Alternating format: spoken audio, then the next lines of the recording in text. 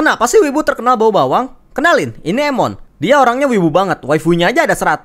Tapi dia nggak bau bawang. Mungkin kamu pernah denger orang yang ngejek wibu pakai sebutan wibu bau bawang. Entah dari YouTuber, TikToker, K-popper, atau semacamnya. Atau di event wibu sering denger orang teriak-teriak tempat panggung, wibu, wibu bau bawang. Kenapa sih wibu disebut bau bawang? Ya ada semacam alasannya sih. Jadi kan beberapa tahun ini banyak banget event Jepangan yang diadain di Indonesia, terutama di kota-kota besar. Tiap event pasti penuh sama pengunjung dan cosplayer, dan yang pasti hampir semuanya wibu. Nah kadang ketika event lagi penuh kayak gitu, suka ada aja bau-bau nggak sedap yang lumayan menyengat. Nah bau itu dari bau badan sebagian pengunjungnya. Karena ada banyak oknum-oknum wibu yang kalau pergi-pergi nggak pakai deodoran, pakai baju yang belum dicuci, atau bahkan nggak mandi. Dan emang stereotip wibu itu terkenal kurang mengurus dirinya sendiri. Terus karena bau badan itu sering disebut kayak bau bawang, jadinya istilahnya wibu bau bawang. Padahal nggak semuanya gitu kok. Contohnya Emon, wibu-wibunya dia tetap rajin mandi dan pakai deodoran. Tapi ya wibu-wibu udah pada bodo amat sih dibilang bau bawang. Jadi gimana? Ada temen wibu kamu yang bau bawang nggak? Ada apa sih sama warna-warna ini di anime? Masih inget tebak warna Bocchidero kan? Dimana ada 3 warna yang ngingetin kita sama Bocchi. Pink, kuning, biru. Nah, sehabis lihat komen kalian, gue langsung sadar ternyata banyak juga anime yang karakternya bisa diinget pakai 3 warna itu. Yang paling terkenal jelas Naruto, Sasuke, Sakura. Terus ada lagi yang bilang Nobita, Doraemon, Shizuka. Ada juga yang bilang Goro, Ichigo, Zeroto. Ada satu lagi anime lawas yang mungkin kalian belum sebut, Hayate Nagi Hinagiku dari Hayate no Gotoku. Dan banyak yang komen satu anime yang gua nggak tahu, terus waktu gua cek kayak oh no, mending gak usah disebut. Dan nggak cuman anime aja, ada satu kartun barat yang karakter utamanya pakai 3 warna itu. Ada yang bisa tebak nggak? Ada lagi anime yang karakternya pakai warna pink, kuning, biru lagi. Yang tahu komennya. Anime ini gambarnya lucu, tapi dibalik itu, suatu hari kamu lagi nyari bahan tontonan baru, terus kamu lihat anime ini, namanya Made in Abyss. Kamu lihat gambarnya mungkin mikir, wah lucu, pasti animenya petualangan lucu kocak wafwa gitu, kayak cerita bocah. Tapi percayalah, anime ini bukan untuk anak-anak. Anime ini jauh dari kata lucu, kocak, dan fuwa-fuwa. Yang ada anime ini bikin kamu ngerasa ngilu dan bikin kamu mimpi buruk. Anime ini nyeritain tentang Riko, seorang gadis yatim piatu yang ingin mengikuti jejak ibunya untuk menjadi penjelajah jurang besar yang disebut The Abyss. Dalam perjalanannya ia bertemu dengan seorang robot bernama Rek dan akhirnya mereka menjelajah bersama. Mungkin dari sinopsis tadi kedengaran kayak biasa aja, kayak anime petualangan aja. Tapi semakin berlanjut, anime ini bakal makin dark dan penuh dengan monster menyeramkan, kekerasan, darah, bahkan hal-hal yang bisa bikin kamu jijik dan mual. Makanya hati-hati buat yang mau nonton anime ini tapi gak tahan sama hal-hal kayak gitu. Tapi kalau kamu tahan, kamu bakal nikmatin anime yang punya cerita unik, penuh emosi, dan bikin kamu penasaran terus. Yang udah nonton, menurut kamu gimana? Yang belum, apa kamu mau nonton? Tulis di komen ya. Ada apa dengan Cicak dan Kaori? Di video tentang hewan yang bikin wibu kena mental, yang jawabannya Nina Alexander dari Full Metal Alchemist, ada yang ngira hewannya itu cicak. Kenapa? Akhir-akhir ini tak kenapa Kaori dari anime Shigatsu wa Kimi no Uso suka dicocok-login sama cicak. Kok bisa? Padahal di animenya nggak ada cicak dan nggak ada motif cicak di desain Kaori sendiri. Apakah ada lore tersembunyi? Atau ada konspirasi terselubung? Gue coba telusurin dan riset panjang, ternyata jawabannya simpel ya. Karena matanya bulat dan mulutnya lebar melengkung, terus jadinya mirip cicak. Tapi dari situ cocok loginya jadi kemana-mana, dari jadi meme sampai jadi ada lagu parodinya. Tapi kenapa cicak? Kenapa nggak bunglon atau kodok gitu? Dan gue jadi penasaran, siapa yang pertama kali cocok login Kaori sama cicak? Oh, ada satu lagi nih yang suka dicocok login sama Kaori, tengkorak. Jadi kenapa Sakura dibilang beban? Banyak yang bilang kalau Sakura itu beban. Tapi emang bener? Emang Sakura beneran beban? Memang ada beberapa arc di Naruto di mana Sakura itu emang sebenarnya ya nggak ngapa-ngapain. Contoh paling jelas di arc bawa pulang Sasuke di part 1. Dia cuma bisa minta tolong ke Naruto sambil nangis. Atau waktu dia sosokan ngadepin Sasuke sendiri di arc 5 Kage, terus tahu-tahu harus selamatin lagi. Dan sepanjang plot Naruto sampai Shippuden tamat, Sakura itu emang hampir selalu dikesampingkan karena cerita utamanya itu ya tentang Naruto dan Sasuke. Tapi ya ketika lu satu tim sama 2 orang literally keturunan elit dan kekuatan lu itu relatif biasa aja, gimana mau jadi pusat perhatian? Tapi ya gimana ya, bahkan Hinata makin sini jadi makin penting daripada Sakura. Tapi Sakura nggak selamanya beban kok, dia kadang punya momen kerennya sendiri. Contohnya waktu lawan Sasori atau pertarungan terakhir lawan Kaguya. Yang lawan Kaguya sih kayaknya sengaja sama Kishimoto Sensei biar Sakura masih dianggap karakter utama. Jadi menurut kamu gimana? Sakura beneran beban nggak? Ngaku-ngaku jadi karakter anime, cuni ya. Bayangin kamu lagi di acara wibu, terus ada wibu yang rambutnya jabrik, pakai penutup mata dan sering ngomong kekuatan kegelapan berada di sisiku. Sama wibu lainnya sering diejek, hahaha dasar cuni. Loh, emang cuni itu artinya apa? Jadi cuni itu pendeknya dari Chunibyo atau artinya sindrom kelas 2 SMP. Bentar, salah apa anak kelas 2 SMP? Sering bolos, pacaran mulu. Bukan. Jadi di antara remaja-remaja di Jepang itu suka muncul kebiasaan di mana mereka ngaku-ngaku jadi orang keren dan super. Entah ngaku jadi ketua geng, punya kekuatan super, atau bisa panggil naga dan monster nyeremin. Istilah Indonesia mungkin tukang hayal atau delusional kali ya. Istilah ini memang asal dari Jepang, tapi mulai terkenal di seluruh dunia gara-gara anime Chunibyo Demo Koi ga Shitai, yang karakter utamanya Takana Shirika adalah seorang contoh orang cuni.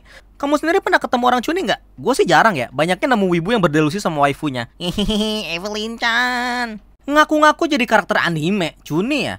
Bayangin kamu lagi di acara wibu, terus ada wibu yang rambutnya jabrik, pakai penutup mata dan sering ngomong kekuatan kegelapan berada di sisiku. Sama wibu lainnya sering diejek, hahaha dasar cuni. Loh, emang cuni itu artinya apa? Jadi cuni itu pendeknya dari Chunibyo atau artinya sindrom kelas 2 SMP. Bentar, salah apa anak kelas 2 SMP? Sering bolos, pacaran mulu. Bukan. Jadi di antara remaja-remaja di Jepang itu suka muncul kebiasaan di mana mereka ngaku-ngaku jadi orang keren dan super. Entah ngaku jadi ketua geng, punya kekuatan super, atau bisa panggil naga dan monster nyeremin. Istilah Indonesia mungkin tukang hayal atau delusional kali ya. Istilah ini memang asal dari Jepang, tapi mulai terkenal di seluruh dunia gara-gara anime Chunibyo Demo Koi ga Shitai, yang karakter utamanya Takana Shirika adalah seorang contoh orang cuni. Kamu sendiri pernah ketemu orang cuni nggak? Gue sih jarang ya, banyaknya nemu wibu yang berdelusi sama waifunya. Hehehe, Evelyn Chan. Tipe waifu atau hasbu kamu kayak gimana? Sama kayak kita tertarik sama cewek dan cowok beneran, kita juga sadar gak sadar pasti demen sama waifu atau husbando yang punya ciri khas tertentu. Entah dari rambut, mata, pakaian, sifat, suara, aksesoris yang dipakai, atau bagian tubuh. Mungkin kamu suka rambut twin tail, mungkin kamu suka yang sifatnya tsundere, atau kamu suka yang asetnya gede. Nah, kita coba buktiin kamu punya tipe tertentu atau enggak. Sekarang coba kamu ingat-ingat tumpukan waifu hasbu kamu di galeri HP dan coba kamu perhatiin, ada yang mirip gak di antara mereka? Gua sendiri udah tahu tipe waifu gua kayak gimana. 1. Berkacamata. Megane is love, Megane is life. 2. Kutu buku pemalu. Entah, mungkin karena gua demen cewek geek gitu sih. 3. Rambut pendek sedagu. Karena lucu banget kalau dibarengin sama kacamata. Nah, kalau kamu gimana? Komen di bawah ya. Kalau Emon sih semua waifu pasti diembat. Hehehe, harem maksimal bosku. Nonton anime legal di mana aja. Kita sebagai warga Indonesia emang udah terbiasa sama yang namanya ya mengharungi lautan pembajakan. Karena emang dulu masih lumayan susah untuk menikmati entertainment secara legal, terutama anime. Sebelumnya mungkin ada yang bingung, nonton anime legal itu maksudnya gimana? Singkatnya sih nonton anime di media yang emang udah punya izin secara resmi untuk nayangin anime itu. Nggak asal rekam dan asal upload. Yar. Nah, sadar nggak sadar dari dulu kita bisa nonton anime legal. Tentu aja di stasiun TV lokal dan TV kabel kayak Animax dan Animplus. Dan sekarang udah banyak tempat streaming anime legal yang bisa diakses di Indonesia. Di antaranya Beastation, ya Beastation legal, Netflix, Disney Plus, Prime Video, View, Ekiyi, iFlix, dan channel YouTube tertentu seperti Muse, Aniwan, dan Gundam Info. Sisanya nama websitenya biasanya blablabla.anime.com atau anime.net, itu kebanyakan gak legal. Biasakan streaming anime legal untuk bantu dukung studio dan para penggiatnya. Jadi gimana? Kamu paling senang nonton anime di mana? Tsundere, yandere, mengenal tipe dere karakter anime. Mungkin ketika bahas karakter anime kamu sering denger, dia emang tsundere, hati-hati waifu yang itu yandere. Terus kamu bingung, dere apaan sih? Oke, gue jelasin secara singkat ya. Jadi istilah dere itu berasal dari kata dere yang artinya jatuh cinta. Nah, kata-kata yang ada derenya di belakang itu biasanya istilah untuk ngebedain perilaku karakter anime ketika mereka jatuh cinta. Ada banyak sih kata-katanya, tapi gue jelasin yang paling sering muncul di anime. Tsundere, dari sunsunnya artinya membuang muka dengan sebal, dingin, dan serba acuh. Tsundere itu intinya orang yang suka nyebelin dan so acuh padahal cinta, yang biasa suka ngomong, bukannya aku suka sama kamu ya. Yandere, dari yandere artinya sakit mental. Yandere itu intinya bucin berlebihan sampai di titik obsesif dan mengancam atau menyiksa orang-orang yang berani ganggu hubungan dia dengan orang yang dia cintai, termasuk yang dia cintai sendiri. Kudere, dari kuru yang artinya cool. Kudere itu tipe yang di luar kelihatan pendiam, dingin, dan kayak nggak punya emosi, tapi balik itu dia punya rasa sayang yang berhubungan sama doinya. Dan dere, dari dan Maria artinya diam. Dan dere itu mirip kudere, pendiam, jarang ngomong, tapi dan dere itu lebih ke pemalu dan penakut. Masih banyak lagi tipe dere yang ada, tapi dari 4 tadi kamu demen yang mana? Kalau mau lanjut ke dere lainnya, follow, subscribe, dan komen part 2 ya. Himedere, Godere, tipe dere karakter anime part 2. Di part 1 kemarin kita udah bahas tentang tsundere, yandere, kudere, dan dere. Tapi ternyata masih banyak kok tipe dere yang dipunya karakter anime. Kita bahas beberapa di part 2 ini. Dere. Ya, ada juga kok tipe yang bucin tapi nggak ada efek sampingnya. Doi penyayang, perhatian, ceria, dan tulus sama orang yang dia suka. Makanya disebutnya dere yang artinya ya jatuh cinta. Contohnya Usagi dari Sailor Moon. Godere diambil dari Gogo yang artinya energik. Karakter Godere punya rasa cinta dan semangat tinggi, dan dia ingin berusaha dan berjuang sekeras apapun untuk memberikan yang menurut dia terbaik untuk orang yang dia cintai, meskipun kadang terlalu berlebihan. Contohnya Toru dari Kobayashi-san no Bay Dragon. Hiyakasu Dere, dari Hiyakasu yang artinya menggoda. Karakter Hiyakasu Dere hobi banget goda dan ngusili orang lain, terutama yang dia suka. Godain aja terus sampai orangnya malu. Contohnya Takagi dari Karakai Jozuno Takagi-san. Himedere, dari Hime artinya Tuan Putri. Karakter Himedere kelakuannya udah kayak Tuan Putri. Atau emang beneran Tuan Putri? Dia sombong, jumawa, merasa harus dihormati dan dilayani. Ketika jatuh cinta, dia pengen doinya menghormati dia juga. Contohnya Erina dari Shokugeki no Soma. Dan masih banyak lagi tentang dere-dere ini. Waifumu dere apa? Apa bedanya sih wibu sama otaku?